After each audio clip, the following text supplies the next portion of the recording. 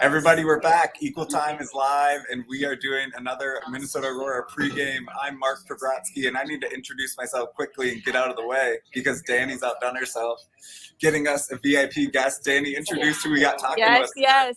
Hello, everybody. Today with us, we have the iconic Laura Harvey of the Seattle Reign. She is here to join us and most really just share your personality because, Harvs, you are the best coach I've ever played for, but also you have the best personality of any coach, bar none. Everybody loves you. So thank you for being on with us today. No problem. My pleasure. Yeah.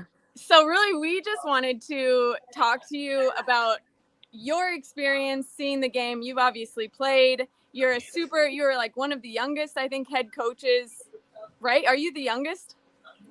Not now. I used to be. But you used to be, okay. Back in the day, yeah. Used to be. I'm old now. Yeah. Yeah. And now you're back with the Reign. So kind of just tell us about how you've seen the game grow, where you came from in England, watching, playing and then getting into coaching, and just now where you're at. Yeah, I think obviously it's been a crazy journey for me. I started coaching 20 years ago now, and to see where the game's gone in that time is just unmatched. I think even in the last 10 years, it's exploded on levels that I don't think anyone believed could happen so quickly.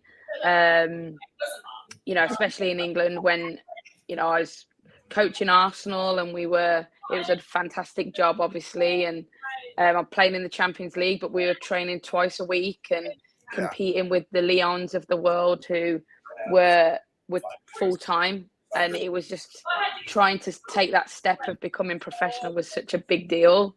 And that's 2012, right? And then to see now in 2022 where the game's at globally is just, it's unrecognizable, honestly. And it's amazing.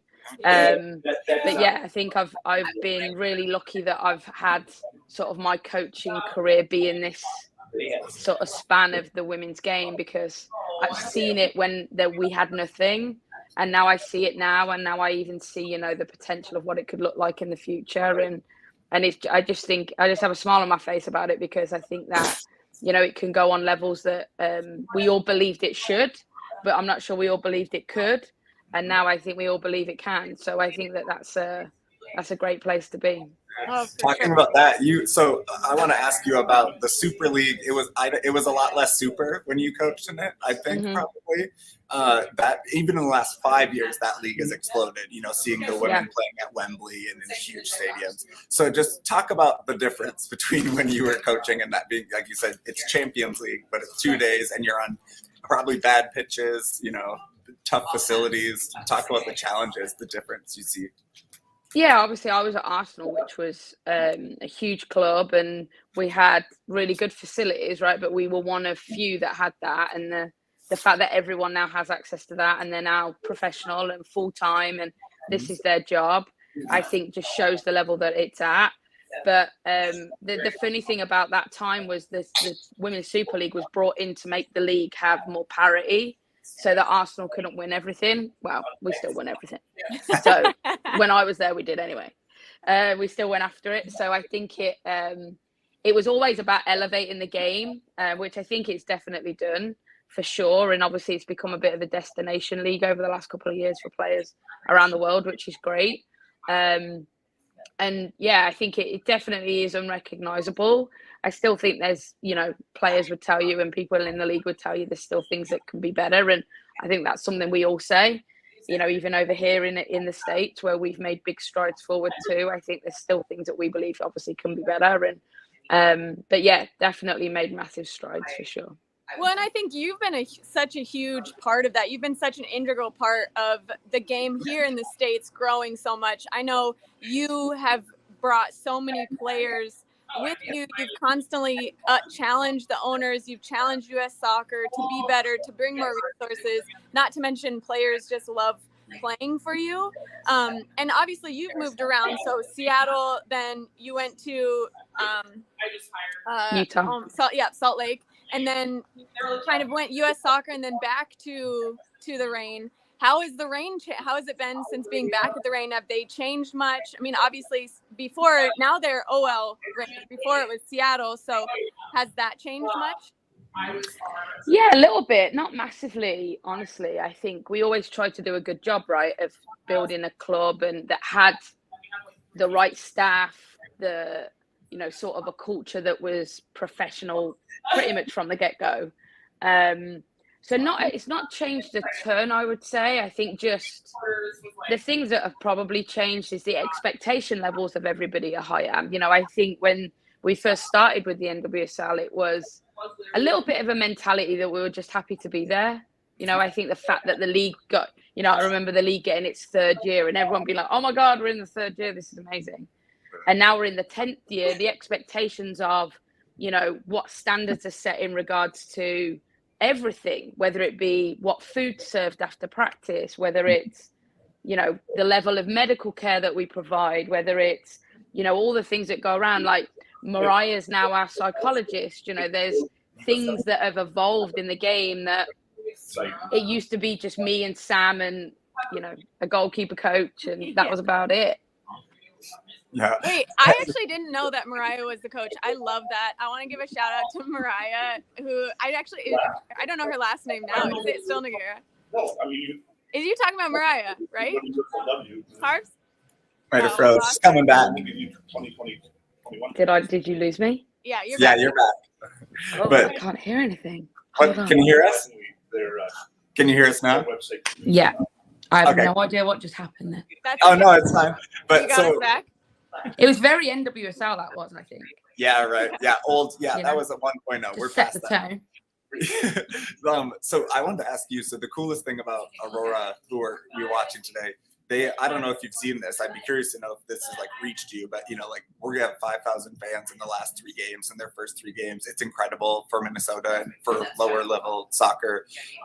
And so you in Seattle also you're in a similar situation where now you're playing at Lumen Field this year, right? So you have the opportunity to get really big crowds from those Seattle. So talk about how that has been for you and for your players, and also just how exciting it would be if you were in a summer league playing in front of 5,000 fans. Yeah, I mean, obviously playing at Lumen is fantastic, and the journey that this club's been on of playing at Memorial, which every team that came there hated, we loved. Every other team hated it. To then going down to Tacoma and playing at Cheney, which I wasn't super a part of, obviously, until the end. And then the goal was always to play at Lumen. We always believed we should have been playing at Lumen. And actually, the first year, Harvs was at Starfire. Even. Yes, Starfire. Oh, yeah, don't forget Starfire. Yeah. Starfire's a good one. I love that stadium. We've been on some journeys, let me tell you. But I think we always believed we should have been at Lumen. I think there was always a belief that if we got to Lumen and we could get there, then it would catapult the club on the level that we wanted. Yeah. And I think that's starting to happen. I still think we need to get more, butts in seats and more fans in the stadium. But the atmosphere is actually pretty cool, even though it's huge. Lumen is huge. Yeah. But the fans do a good job of, creating a really good atmosphere. And Memorial used to have this really good vibe about it from a fan experience. And Lumen has it really reminds me of Memorial. It's Memorial, but modern and super cool. Yeah. So I think that's cool. And, anytime fans can get out and watch the women's game, I always believe once they watch it, they'll always stay. I don't care what level it's at. College, Summer League, NWSL, Women's National Team, get out and watch it, because I think when you do, you'll want to go back to it. Because the atmosphere's cool, it's fun. People like me are lunatics on the sideline. It's great. Well, and I think that's something that we're starting to see here. To be honest, I feel like the community and everybody in Minnesota has been really surprised to see the amount of attendance that has been out at every game, the amount of support. The community's really, really embraced it. And now it's become a thing where everybody wants to come out and see it because the access is there, right? And that's what I think the women's game has been striving for the whole time, is to say, let us be seen, show what we can do, open the stands up for as many people as you can get in, because people will come. It just has taken some time. Yeah, it's all about access. It's all, Angel City are a great example of that. I feel like one of the thing they did the best job at is branding and marketing, and they invested so much into that that they've reaped the rewards, right? They have 16,000 season ticket holders. The stadium's full every week. Like, it works. And I think that was a big part of the, not that necessarily got missed in the headlines, but that was a big part of the equal pay fight. Was it's not just about what women get paid, it's about what you invest in it. And I think when we get that, we all will believe that when that investment at that level is pushed, that people will come and watch it. And I think Angel City are a really good example of that. Yeah. What's your favorite away trip? We're talking about stadiums. I mean, LAFC now, that's a really, really great stadium. Obviously. Yeah, haven't been there yet, but Foxy will know. I love playing in Portland. I love it. Oh, because of the right. Harvey is on another level. When you get that rivalry in front of her, the competitiveness comes out. I played for both the Thorns and the Reign, but Laura does have a rose stomping ceremony. Tell us. We need to know. Tell us. And in fairness, it wasn't even me. It just generated, and it stayed. I left the Reign. I was gone for nearly 5 years. I came back, and it had evolved. Walk us through it. I need to know the details. What is this? Well, they're the Thorns, right? And it's the Rose City, and you can take those roses. Roses and stomp all. And is it in the lock? Is it a dozen roses? Is it in the locker room, like pregame talk? Yeah, I don't want to give too much away, but it's a true rivalry, and I love it. And they feel the same about us. Like, it's not one or the other. I think. No, I mean this started, when the fans with Hope being in goal were giving Hope such a hard time, and then players start to get defensive for each other, and then they're like. You backing each other up, and now all of a sudden, not to mention the closeness in team locations, it is a true rivalry. Yeah, true rivalry. Derby match every time. Yeah, it's gonna bring out the best in everybody. Let's just say that. 100%. Like, their fans sing like Werner Bonfire, but Seattle on top. They sing that. So and I love that. Like, coming from England, we're all about rivalries. So. Right. Well, the fact that it was organically, or it wasn't even organic. It was already there. It was immediately a rivalry, and then just over time, it's just built and built. And I'm all about that. You know what? It says a lot about the rivalry because roses aren't cheap. Anyone who's bought a dozen roses, so NWSL salaries aren't where they need to be. So the fact that you're buying a dozen for every Portland game, we play them all the time too. Just to be clear, I think we've played them 6 times already this year. Oh, wow. It's crazy. Yeah, that is crazy. Yeah, the Challenge Cup. The Challenge Cup preseason, and preseason isn't preseason. Like, it's Portland, Seattle. It's on. Same thing. It's on. Yeah. No friendly games. Laura, I want to ask you, because we have an opportunity to get some insights on Dani, and I want to ask you what type of player Dani was. And also, just whatever embarrassing stories you want to share about Dani from when did you coach her? It's so long ago. Yeah, Foxy is. I always say this. There's people you always want in your locker room, and Dani's one of them. We had a really good group in the Reign, and the locker room's always been this special place. And I probably didn't realize how special it was until I left, and then I came back.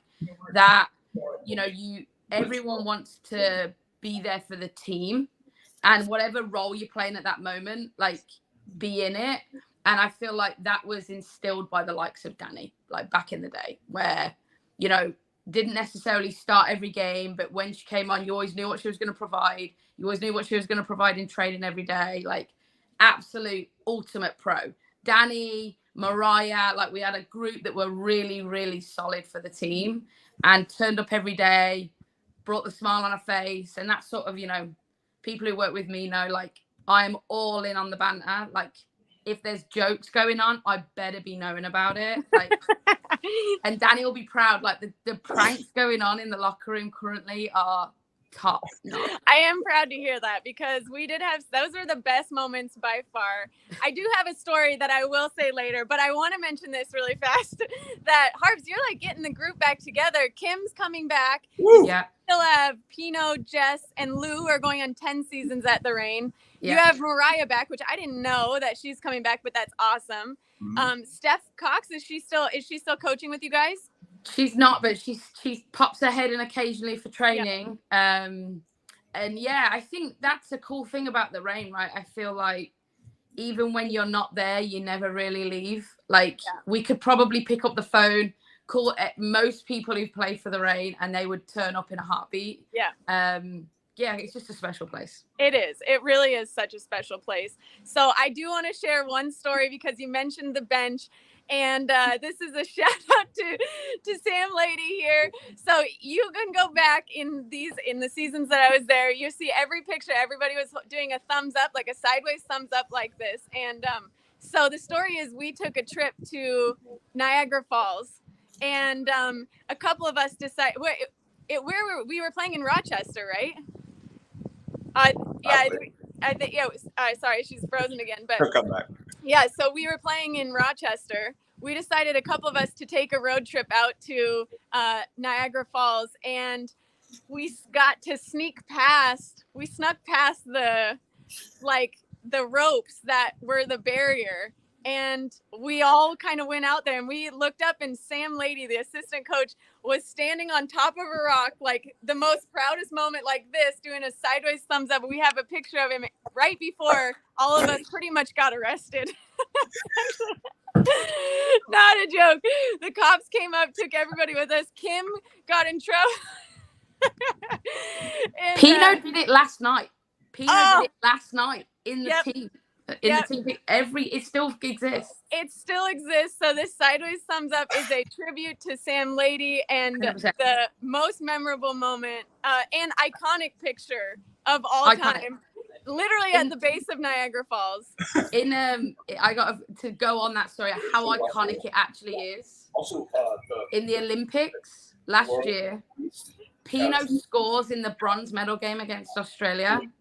And I'm in the stand, and there's no fans, right? It's Tokyo, and it was COVID. No one could be there. So I'm like going nuts in the stand, like, yeah, because I was like on the mic or whatever. And she just looks up from afar and just stands, legs shoulder width apart, boom. Well, they get the photo, and it's everywhere. It's Megan Rapinoe, Olympic bronze medal game. It's everywhere. And everyone's like, what is that? And we're like, that's what it is. This is the iconic shot. I probably have it on my phone. I do too. I for sure still have it. No doubt. I know that it is an iconic photo. I will show it. It was brilliant.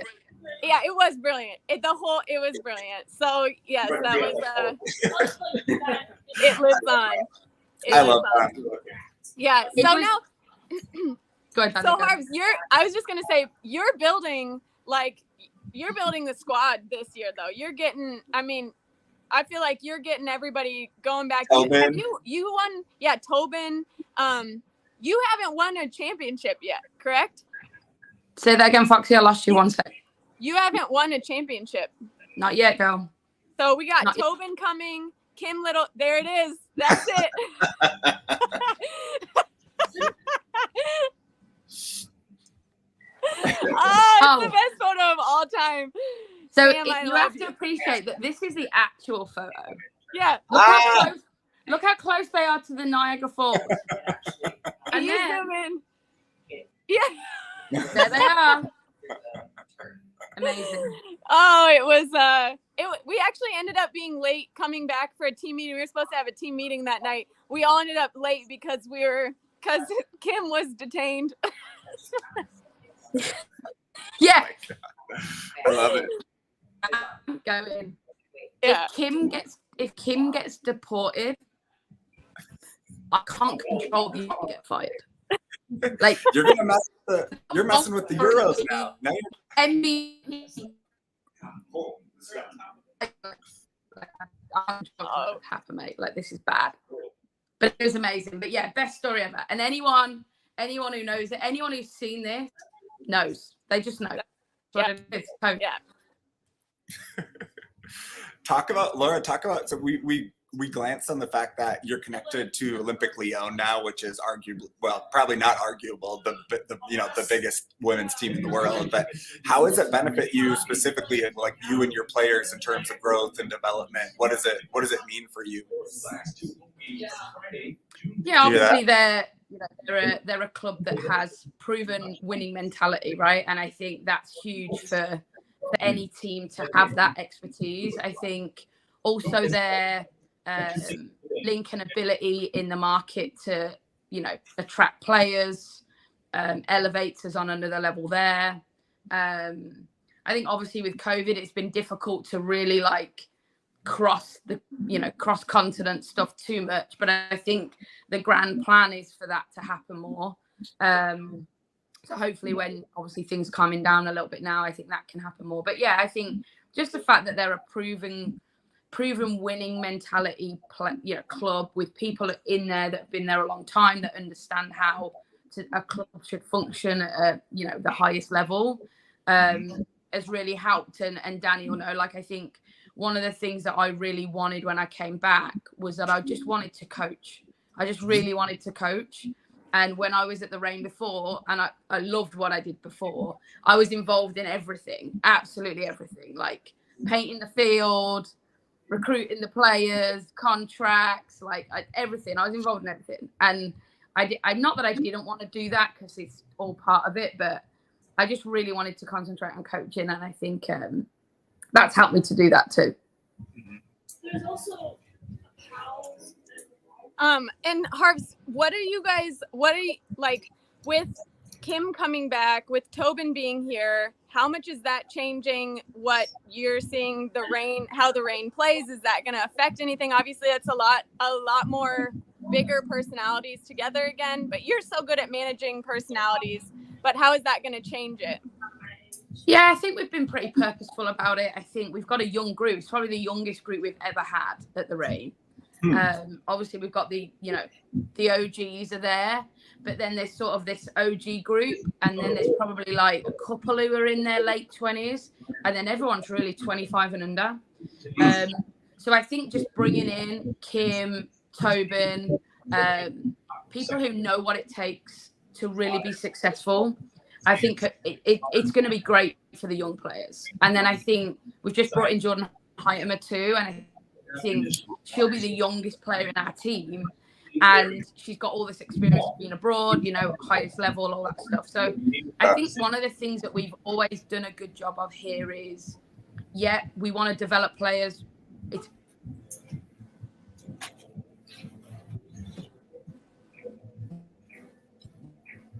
come back. Big part of who we want to be.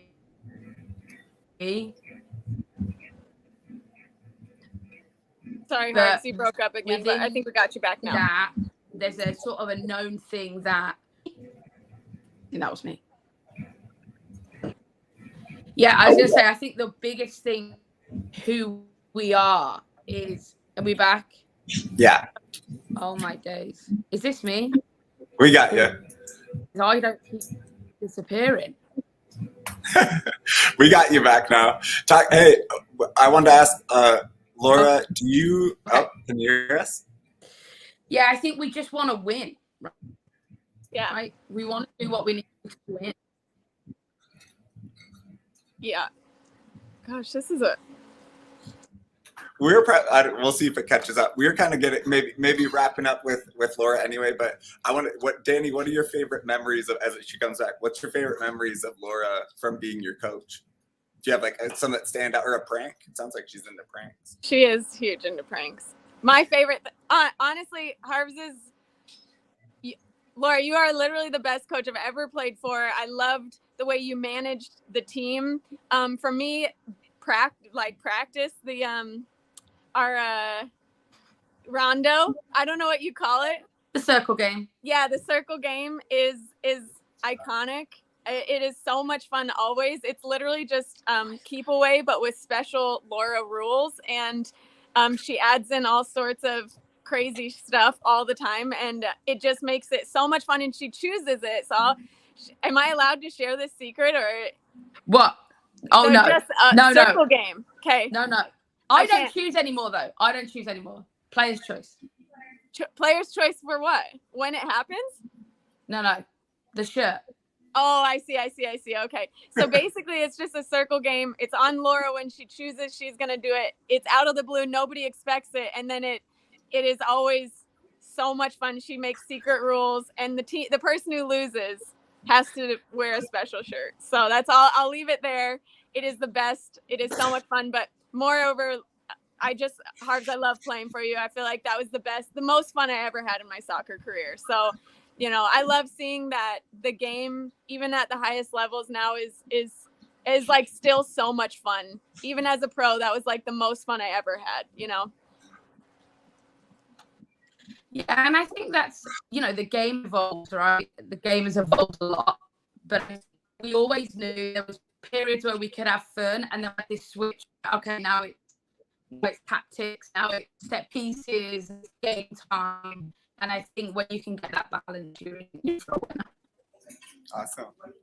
Awesome. Well, we are blessed that you joined us, Laura. We're so thankful that you hopped on. I think we'll get you back so you can say goodbye last. I don't know if you can hear me, but wonderful. Danny, I don't know if you have anything. I don't know what's going on. It's wild.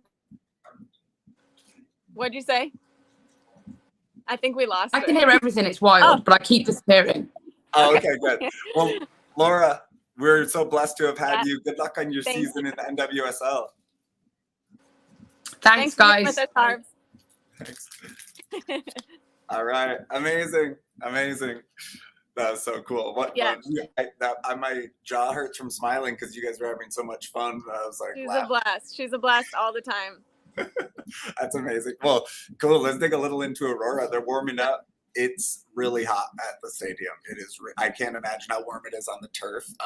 But you know, they'll rotate a few players probably. I'll check and see if the lineups are out. But yeah, the 3 wins in a row against Chicago City, Danny. Yeah, it's crazy. I mean, they're now back at home. I feel like it's probably relieving to be back at home. But you know, it's obviously hot, so I'm sure that the girls, as I keep saying, Sunday games are hard for everybody. It's hard on the body. It's hard after traveling. It's hard to get your energy up, especially in the heat. It's late in the season now, so bodies are tired. They're probably going to have to make some new subs, get some new people in, and try to change it up and get some points. Obviously, as we were talking about before the game, today's game is really important for points. Valley is 6 points back. Yep, 6 points back and a game behind. Yeah. So they have an additional game, which means that their points are going to go a little bit further. So today's really important one to get at least some points, if not a win, for sure a tie, just to solidify where Aurora wants to go at the end of the season. Yeah. We have, this is for the regular season, we're over halfway through now, or this will be the game that tips us over halfway. We have a couple home games after this, but hopefully there'll be another home game if Aurora is able to host the playoffs. They would be, and to kind of look into that a little bit, they would play the team from the Great Lakes Division, which is a bigger division with like Michigan and further east of us. And Indy 11 is leading that. They're undefeated as well. And then Racing Louisville, the NWSL team's reserve squad is second. So that's kind of interesting to see.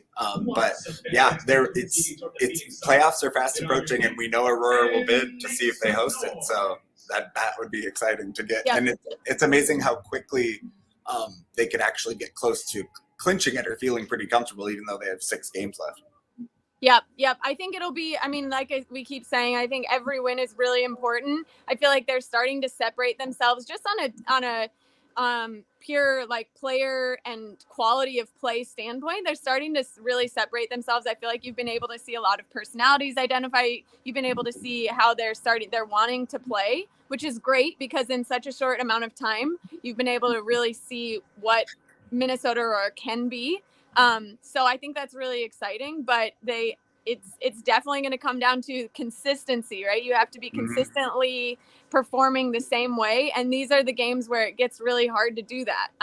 I think that they've risen to the occasion on multiple times to show that, but I think today is a really important one. Yeah, a couple subs in the lineup too. So last game, by the way, we saw for the second time all 3 Rap sisters playing at the same time, and you actually kind of did see the benefit. I mean, one is even if they weren't sisters in any chemistry, they all run, they hustle, they press, and they're patient and good with the ball. I mean, so you know, you're going to be useful. The biggest change is Sangmin Cha didn't start last game, and she is without a doubt, you know, the person pulling the strings most often. Like, talk about her a little bit, because she's so present. Like, she is constantly getting the ball, she is constantly involved, and starting to get more actual goal and assist output too. Like, what do you think about her as a fellow attacker? Oh man, I mean, I feel like you can really see, like exactly what you said, somebody who's pulling the strings and really dictating the the rhythm of the play. That is so important, because there's times when you don't just want to go forward, right? When it's especially on days like today when it's hot, maybe you need to get a little bit of rest. There's times when you want to put the brakes on it, keep possession, and then go when it's time to go. So that's the kind of player that's really, really smart, feels super confident with the ball, but also everybody else kind of reacts around that. That's really been fun to see. And I feel like that's when you've been able to see, okay, this is who Minnesota is. This is who we're starting to identify this style of soccer. And I think that you can see that that's like a central part to the way that they're playing. Mm-hmm. And yeah, and speaking of that, Shaw connects really well with Maya Hansen. Maya's back in, she's starting up top. So there's a lot of rotation for the forward line. Christelle got her opportunity. Yeah. Now Maya is back with Morgan Turner on the bench. So, but yeah, consistency in the back. I mean, it's still, Kelsey Kafusi, Rachel Preston, Kenzie Langdock, Eli Rapp, and Sarah Fuller. So the coaches know who they trust in back for sure. Well, that's very, very common. To be honest, I feel like the last 4 players that you're going to make changes to is usually your back 4 and goalie. Those are your 5 that stay pretty much the same day in, day out. It would take probably an injury before those are actually getting changed, just because that 4 kind of connection, especially with the goalie, is so important. Just in the way that they communicate in the organization. Defensively, you want to have like your back line pretty well established, and that relationship between them just grows over time. And if you make subs, that's going to be different, right? Where as in the attack, you can be a lot more creative. You can try new things. You can dare to make mistakes up there, where you can't really do that in the back. Right. So I think that makes a lot of sense. Not to mention, for your forwards and your attackers, you're asking a lot of them defensively. A lot of times, it's not just the attack that makes a forward, even really good, but also tiring, right? It's actually more their effort on the defensive side, because they're doing a lot of the chasing and just trying to keep the ball to one side of the field, kind of just show the rest of the team, like, we want to push them to the right side of the field this time, so the rest of the team adjusts after that. But that requires a ton of just kind of thankless miles. Yeah, no, and that is when Aurora when they do look their best, when they are able to press, they don't press crazy high, but when they keep a high pressure and then they get the ball quick and they make a combination with some runs in behind. And the last few games, they've always scored 3 goals. The last game they played, the field was 100 yards wide, 60 yards wide. So it was gunky and messy. They still somehow ended up with 3 goals. So I mean, we'll see. I mean, if the streak continues, they're lighting it up right now. Yeah, I love it. I love that kind of, the worst thing that you want to see is when somebody's in like a little bit of a drought or a dry spot, right? A dry period in scoring. That's not seem to be an issue here. I love it, and I would love to see them just continue the momentum. Yeah. Shout out to leading scorer is right back Kenzie Langdock right now. Shout out to Kenzie. And honestly, if you watched any Gopher soccer last year, you would not be surprised. Her goals have all been close here, but like if we dug up and did a thread from the equal time coverage, they were all bangers, like all from outside the box. Like, and so she'll probably get a couple more, to be honest. I wouldn't be surprised. Yeah. Awesome. Dani, thanks. Tell the people you're doing the tough work of enjoying San Diego sun. Yes, I am. I'm on vacation out here, taking a vacation in San Diego. Unfortunately, the Waves don't have a game here this weekend. They're in New Jersey. Otherwise, I would have come out and seen them play. But no, just out here enjoying the sun. Such gear too. The San Diego Wave gear is so good. Like it is. It's great. It's great. I love it. I love the branding that's going on. Go for it. So Aurora, Pride Month, an amazing Pride logo tank top. They're selling today. I think they only had a couple hundred, but proceeds are going to, I'll tweet the exact detail, but it's going to serve trans and queer youth, supporting them, which of course is really important because some people don't want them to be protected. Yeah, trans rights are human rights. Absolutely. So good to talk to you, Dani. We'll see how many goals we get today, and then love it. coming again soon. Yeah. Talk to you guys later.